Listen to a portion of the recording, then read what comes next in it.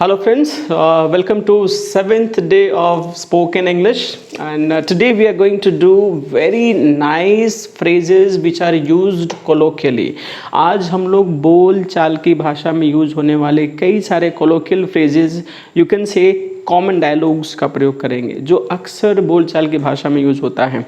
आप यदि इंग्लिश जाने या ना जाने, मूवी देखने के क्रम में, टेलीविजन में प्रोग्राम देखने के क्रम में, every time you have to come across these common dialogues and sometimes you also have to use it, right? And sometimes you do not understand what is the meaning, what time it should be used. अगर आप गलत time पर use कर दें तब भी इसका काफ़ी बुरा इंप्रेशन होता है, it cuts a very wrong impression.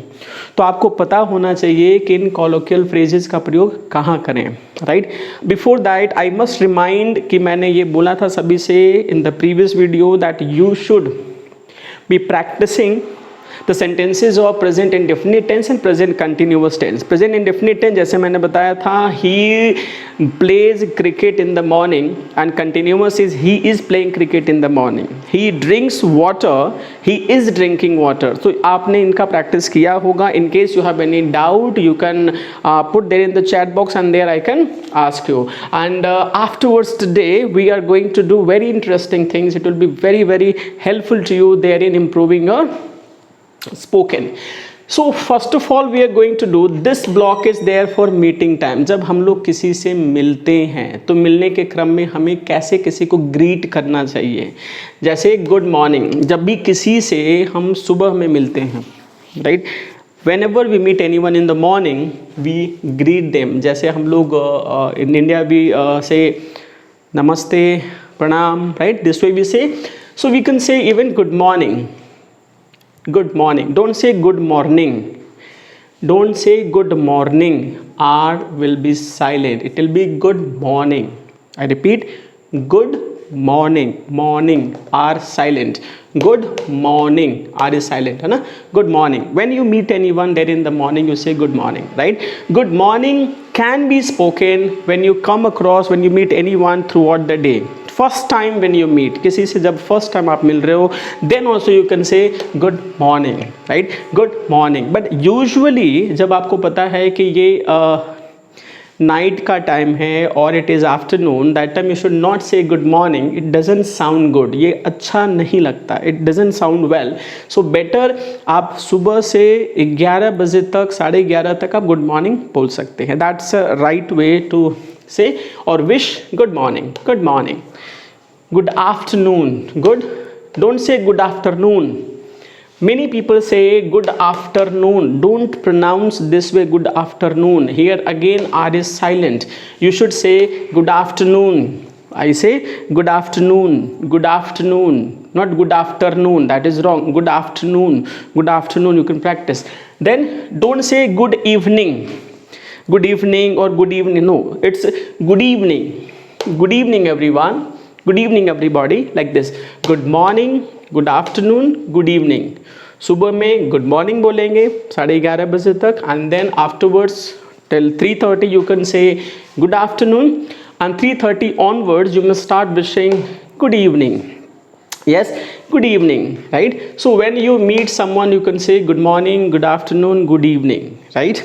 Now when you meet someone and you don't want to greet with the good morning, good afternoon, good evening, like it's an informal relation. देखिए दो तरह का relation होता है, formal relation, informal relation. अगर आपका friendly relation है तो अपने फ्रेंड्स को आप good morning, good afternoon, good evening बोलकर ग्रीट नहीं करेंगे, है ना?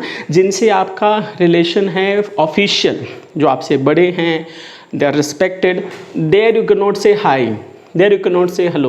There usually you say this way you wish. These are formal ways of wishing. ये formal तरीका है किसी को विश करने का, जो आपसे बड़े हों या जिनके साथ आपका ऑफिशियल रिलेशन हो, उनके साथ आप good morning, good afternoon, good evening का प्रयोग करेंगे।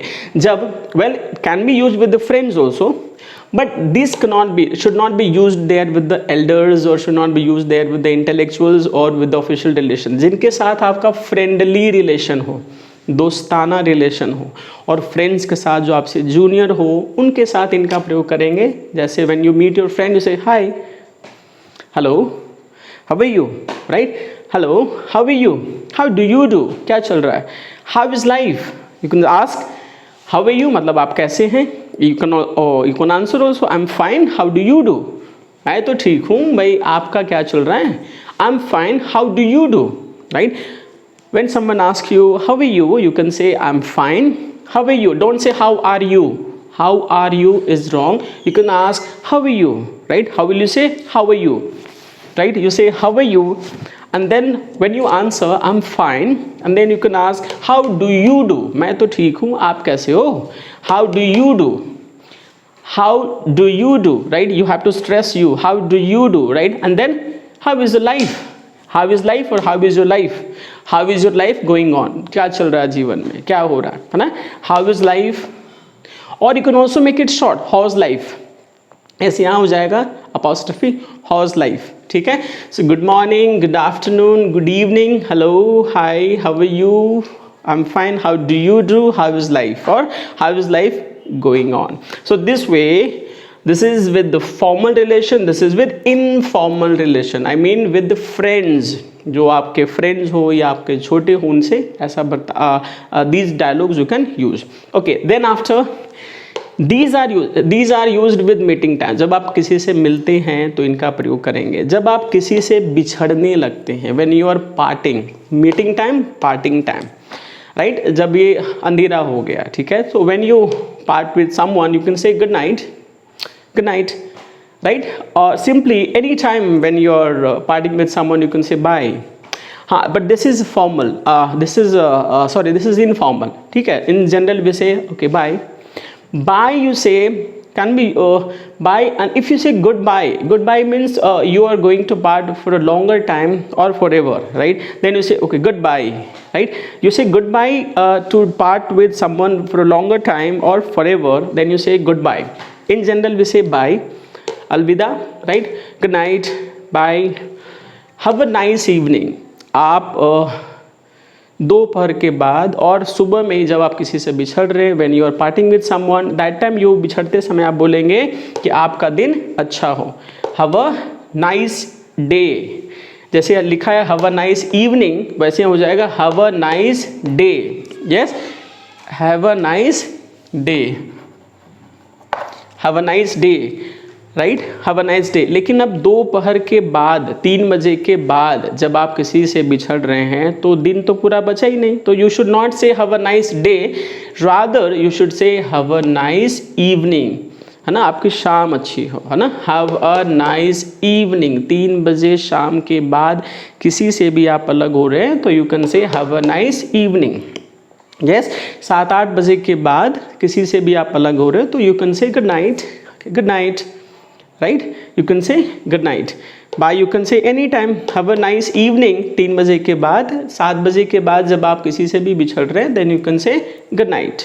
Yes, 12 बजे तक किसी से आप बिछड़ रहे हैं तो then you can say have a nice day. मिलते बिछड़ते समय good morning, good afternoon, good evening नहीं बोलते, है ना, मिलते समय बोलते हैं good morning, good afternoon, good evening. जब आप किसी से बिछड़ते हैं ना दिन में 12 बजे तक you will say have a nice day और हैव अ गुड डे. 3 बजे 2 बजे के बाद, दोपहर के बाद किसी से आप बिछड़ते हैं, राइट, तो then you will say have a nice evening. और 7-8 बजे के बाद किसी से जब आप बिछड़ते हैं then you say good night, good night. Okay, रात में किसी से बिछड़ते हैं you can even say sweet dreams, और someone is going to bed, कोई सोने जा रहा है ना, और किसी से रूम में आप अलविदा कर रहे हो या किसी को आप छोड़ने गए घर पर, then also you can say it's the sleeping time, you can say sweet dreams, और you can also say have a sound sleep, have a sound sleep, right, आपकी नींद गहरी हो, है ना, अच्छी नींद आए, have a sound sleep. Sound का मतलब ये नहीं कि खर्राटे लेकर सोएं, यहाँ मतलब है have a sound sleep means, sound means healthy, अच्छी नींद आए आपको, है ना, have a sound sleep, right, have a sound sleep. Nice meeting you, जब भी आप किसी से मिलते हैं, है ना, किसी नए लोगों से मिलते हैं, मिलने के बाद आपको अच्छा लगता है, you feel very happy, you feel very dilated, right, तो आप उनसे हैंडशेक करते बोलेंगे नाइस मीटिंग यू. अब ऐसा नहीं कि पूरा right, you will say nice meeting you, और you can also say nice to meet you. Yes, nice to meet you और नाइस मीटिंग यू, मतलब आपसे मिलकर मुझे खुशी हुई, अच्छा लगा मिलकर, नाइस टू मीट यू और nice meeting you, both will have same meaning. You can remember now. See you again, see you again means फिर मिलेंगे ना, सी यू अगेन फिर मिलेंगे, सी यू टुमारो कल, सी यू अगेन टुमारो कल फिर मिलेंगे, सी यू अगेन टुमारो, और see you tomorrow you can say, see you again you can say, ठीक है। तो this is okay, this is for meeting time and this is for parting time, जब आप किसी से बिछड़ते हैं तो इनका प्रयोग करेंगे। Now there are some more dialogues which are used by the way, like I am teaching colloquial phrases. अब इस टॉपिक को चेंज करना चाह रहे हैं हम, ठीक है, अचानक से हम टॉपिक बदलना चाह रहे हैं। अब कोई बात किसी और की कर रहा है और उसके बाद हम अचानक से पूछ रहे हैं, bye the way have you got vaccinated, आपका वैक्सीनेशन लग गया क्या? In Hindi we say बहरहाल, right? By the way, when you have to change any topic, right, then we use by the way. By the way, see the sound. जब भी कोई word W से आ जाए तो W word को pronounce करने के लिए lips को थोड़ा आगे लाते हैं, what, है ना? तो by the way, by the way नहीं होगा, by the way, by the way, by the way। कोई भी टॉपिक चेंज करें, जैसे आप कोई बात हो रही है, for example somebody is talking about, okay yes by the way have you completed your homework, क्या आपने होमवर्क कंप्लीट किया है, राइट? यस, तो टू इंट्रोड्यूस एनी टॉपिक और to change any topic, you know, you can say this, by the way have you written introduction, have you practiced daily routine, and have you practiced the sentences of present indefinite tense on present in continuous tense? By the way, those who are new on my channels, I request them to subscribe and then go on the playlist, because in the playlist you can find more videos related to that and that will be very helpful to you. Yes, so by the way is used to change the topic. Now on the hand, on the other hand, मतलब एक तरफ तो ऐसा कहते हैं, दूसरी तरफ ऐसा, है ना? कंट्रास्टिंग, जब भी दो कंट्रास्टिंग आइडियाज साथ में आ जाए ना, when two contrasting ideas come together, you can use on the hand, on the other hand, right? How can you say that? जैसे for example, on the hand he says we should keep less children, right? On the hand he says we should keep less children, on the other hand he has more than 10 children. एक तरफ तो बोलते हैं भैया कम बच्चे कम होने चाहिए, दूसरी तरफ उन्हीं के 10 से ज़्यादा बच्चे हैं। On the hand he says that we should speak in English, एक तरफ तो कहते हैं कि हमें अंग्रेजी में बोलना चाहिए। On the hand he says we should speak in English, on the other hand he talks in Hindi every time. On the hand you say we want to learn, एक तरफ तो आप कहते हो कि हमें इंग्लिश सीखना है, on the other hand you don't watch the video till the end, दूसरी तरफ आप वीडियो को पूरा ही नहीं देखते। On the hand you say we want to learn English, on the other hand you do not practice to speak in English, एक तरफ तो आप बोलते हो कि हमें इंग्लिश सीखना, दूसरी तरफ आप उसका प्रैक्टिस ही नहीं करते, right? So this way you can use this one, it's very very interesting. Then at least का मतलब होता है कम से कम, क्या होता है? कम से कम, एटलीस्ट। अक्सर या फिल्मों में, प्रोग्राम सीरियल्स में सुना होगा आपने, एटलीस्ट सुनो तो, at least listen to me, at least go there, कम से कम बात तो करो उनसे। ये बोलचाल की भाषा में भी आता है, आप अक्सर प्रोग्राम्स में सुनते होंगे अपने एक्टर्स के मुंह से, राइट? एटलीस्ट कम हियर, मेरे पास तो आओ, एटलीस्ट गो देयर, कम से कम जाओ तो वहाँ, कम से कम, at least, right? At any cost, मतलब किसी भी कीमत पर, at any cost I will not do this, नहीं करेंगे। बाय हुक और बाय क्रुक, बाय हुक और बाय क्रुक का मतलब होता है जैसे भी, ऐसे या ऐसे, अगर सीधी उंगली घी नहीं निकलेगी तो उंगली टेढ़ी करेंगे। बाय हुक और by crook I want the medicine, जैसे भी मुझे मेडिसिन चाहिए। बाय हुक और by crook I want my work to be done, जैसे भी मेरा काम होना चाहिए।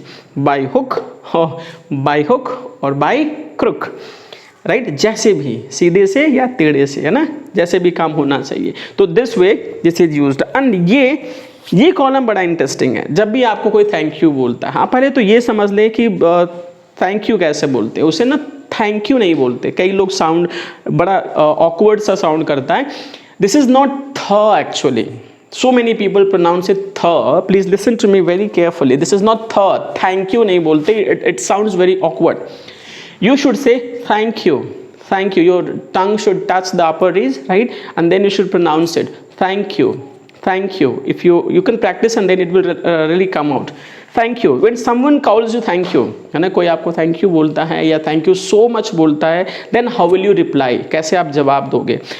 थैंक यू किससे बोलते हैं? When ever someone helps you, कोई भी आपको हेल्प करता है या किसी की बात आपको अच्छी लगती है, in general when somebody helps you then only we say thank you.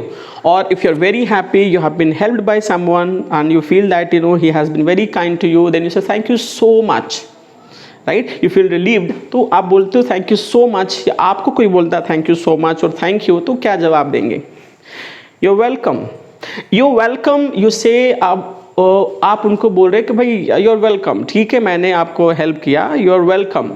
एक तरह से आप इनडायरेक्टली उनको ये भी बता रहे हो कि आप याद रखो कि मैंने आपका हेल्प किया है, कभी मेरे को ज़रूरत पड़ी तो आप भी हेल्प करो, right? You are welcome. Thank you. You are welcome. अब किसी को इम्प्रेस करना हो या आपको लगता यस आपने थैंक यू बोला, ठीक है, आपने थैंक यू बोला, राइट? और आपको किसी ने थैंक यू बोला, थैंक यू, यस, तो somebody says it's my pleasure. When can somebody say pleasure? Somebody tells you thank you, right? Somebody tells you thank you. So if you feel कि भाई ये मेरे लिए गर्व की बात है और मेरे लिए बड़ी खुशी की बात है कि मैं आपके कुछ काम आ पाया. कभी को लगता है ना कि यार मैं भी उसके कुछ काम आऊँ, है ना, लेकिन कोई मौका ही नहीं मिलता हेल्प करने का, लेकिन मौका लग गया हेल्प करने का, तो इसको बोलोगे इट्स माई प्लेजर और इट्स माई ग्रेट प्लेजर. मेरे लिए बड़ी खुशी की बात है कि मैं आपके कुछ काम आ पाया. इट्स माई प्लेजर और इट्स माई ग्रेट प्लेजर. और मतलब ठीक है, कोलीग है, काम आया, रास्ते में हेल्प कर दिया, रास्ते में और इन द ऑफिस और चलते चलते हेल्प हो गया, ठीक है यार हो गया. या दोस्तों में कोलीग है, ठीक है अब इतना थैंक यू सॉरी थोड़े चलेगा, तो you can simply say mention not. ठीक है यार, मेंशन नॉट और डोंट मेंशन, मतलब कहने की जरूरत नहीं है, ठीक है, it's okay, then mention not. Somebody say tells you thank you, जो कोलीग है, फ्रेंड है, साथ में ही रहते हैं, तो ये they say tell you thank you, you say mention not, यार नहीं कहने की जरूरत है. और don't mention, don't mention, mention not और डोंट मेंशन दोनों का मतलब सेम होगा, जरूरत नहीं है कहने का. हाँ, जब किसी की आप सच में हेल्प करना चाहते हो लेकिन मौका नहीं लगता हेल्प करने का, संजोग से आपको मौका लग गया और आपने हेल्प किया और उन्होंने कहा थैंक यू और थैंक यू सो मच, ठीक है, तो आप बोलोगे प्लेजर इज माइन, ये तो मेरे लिए खुशी की बात है. Pleasure is mine, both are almost at same place, you can use pleasure is mine. अब मान लो किसी का आप हेल्प करना चाहते हो और आपने यस मौका लगा, आपने हेल्प कर दिया, तो वो बोल रहे हैं आपको थैंक यू. यू कैन से एनी टाइम, यार कभी भी, आपके लिए तो मैं हमेशा तैयार हूँ, एनी टाइम, राइट? और आई एम ऑलवेज देयर. कोई थैंक यू बोला तो स्टैंडर्ड तरीका, और आज के ज़माने में ये भी कह सकते हो any time, I am always there, मैं तो हमेशा ही आपके लिए हूँ, आई एम ऑलवेज देयर. हाँ, ये आई एम ऑलवेज देयर नहीं बोलते, शॉर्ट में बोलेंगे आई एम, या गर्मी में मैंगो होता है ना, आम, आई एम ऑलवेज देयर, आम भी बोल सकते हो. आई एम का short form I'm, I am always there, I am always, ये always है ना, I am always there, right? Then after now, so this is for meeting time, this is for parting time, and these are the common dialogue to change the topic, to show contrast.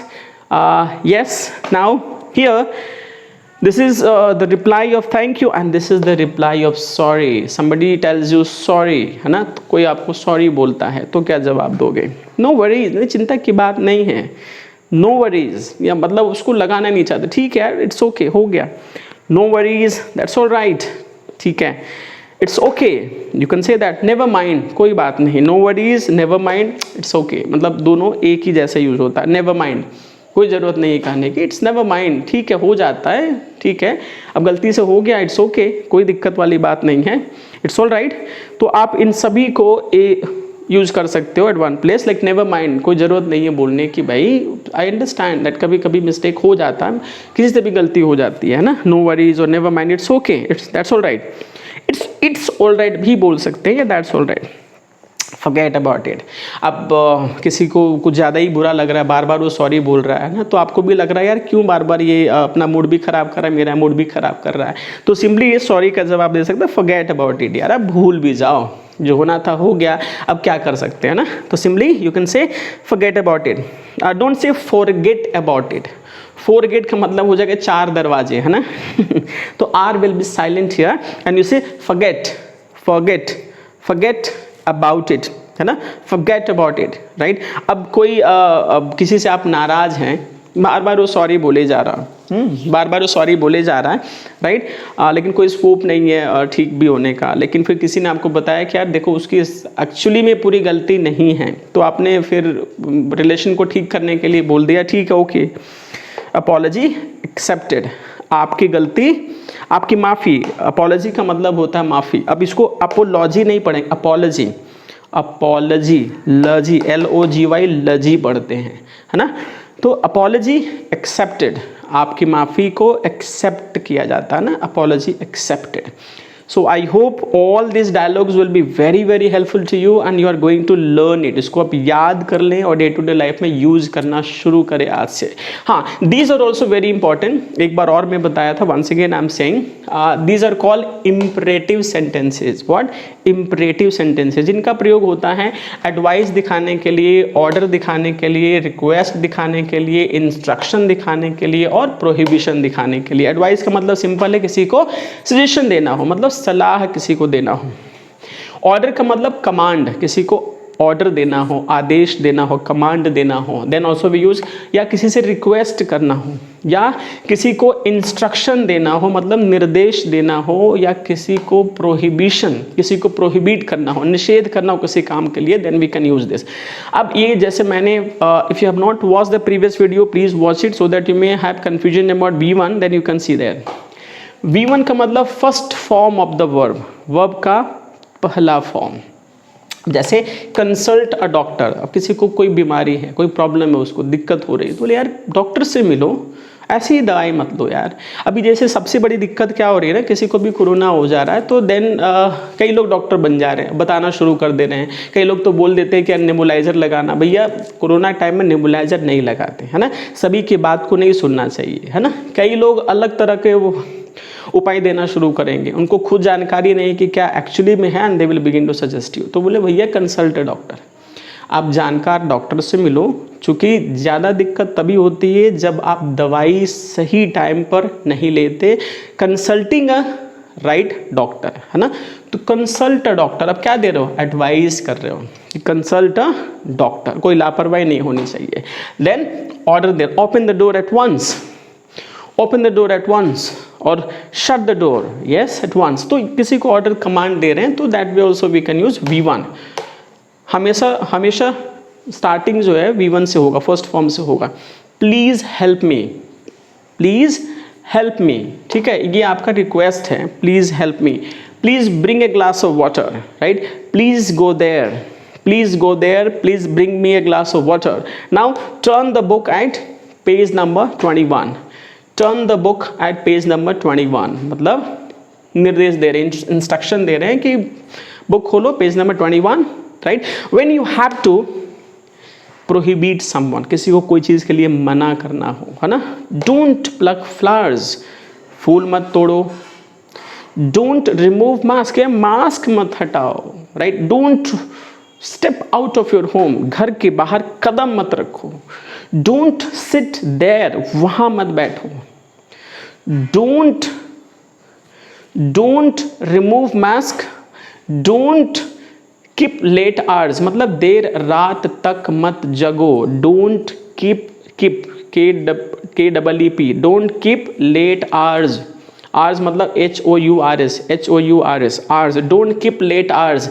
Don't stay outside late night, बाहर देर रात तक मत रहो, ठीक है। तो when you have to advise someone, order, request और इंस्ट्रक्शन एंड प्रोहिबिशन, तो इनके लिए आप इनका और इनका प्रयोग करेंगे। तो I hope all the things are very clear to you and I request you keep revising.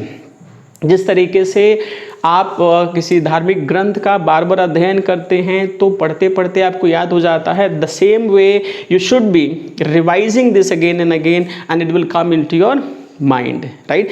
Practice makes the man perfect. You have to practice. This is very very important, है ना? क्योंकि if you do not practice, you know, your concept will not be clear to you. And try to speak in English now. I have given you sufficient structures. I'll be giving you new structures almost every day, right? And that will help you speak. But yes, again, don't wait. अब ये wait नहीं करना है कि जब हम पूरी अंग्रेजी सीख जाएंगे, जब सारे स्ट्रक्चर सीख जाएंगे तब बोलना शुरू करेंगे, है ना? कोई ये सोचता है कि जब पूरे अच्छे से साइकिल चलाने मुझे आ जाएगा तभी हम चलाएंगे, तो ये अचानक से कुछ नहीं होता। One has to try, right? One has to face problems and then only he overcomes the situation. So start making mistakes. पहली सीढ़ी यही है, failures are the pillars of success. तो start making mistakes. आप mistakes करेंगे, लोग कई बार हो सकता है कि हंसे या कई बार हो सकता है कि आपको टोके, नो प्रॉब्लम, है ना? स्टार्टिंग में आपको थोड़ा सा फेस करना चाहिए, right? And then only you will gain confidence. तभी कॉन्फिडेंस आएगा तो आप बोलना शुरू करेंगे, ठीक है? तो start speaking, not with everyone, then speak alone, speak with the mirror. And सबसे अच्छी बात, अगर कोई आपके साथ है कन्वर्स करने के लिए, बातचीत करने के लिए, बोलने के लिए, तो please try to speak in common or in general whatever comes to your mind. Okay, so that is all for today. Okay, that is all. Thank you.